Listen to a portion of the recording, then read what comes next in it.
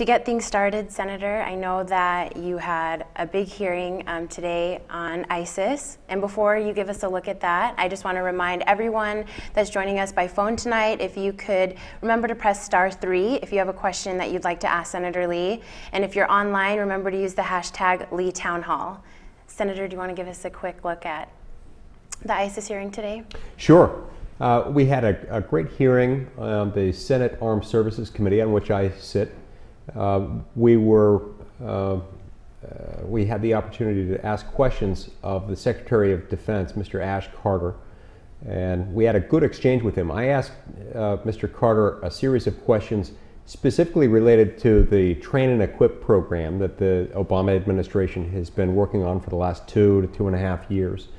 Over the last 2 years, I've been raising a lot of questions about the Train and Equip program, specifically related to the fact that we don't know exactly how this equipment will be dispensed.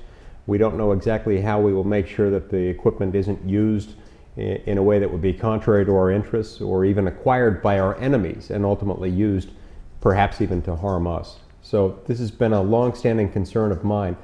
I was therefore pleased a few weeks ago when the President announced that he would be ending the Train and Equip program, because we had seen that a lot of the people we had trained had later deserted us, and in many instances the weapons had gone missing.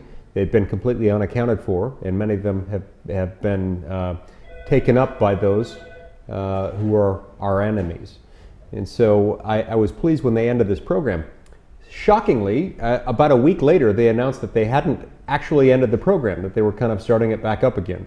It was going to have a different feel to it, and that this time the Department of Defense would basically just be handing out equipment to groups that it thinks that are likely to fight for the interests that we share. And so it's a little bit more of an equip program than a train and equip program. Secretary Carter did explain that under the current iteration of the program, the Department of Defense is reviewing the leaders of various militia groups in Syria and concluding that those that we're equipping are those that are most likely to share our interests in the region. I do still have some concerns about this, but it was a good opportunity for me to question him. Anyone who's wanting to review the footage of that hearing or of my questioning of him can go to my website at lee.senate.gov, or they can watch the video footage on YouTube or on Facebook.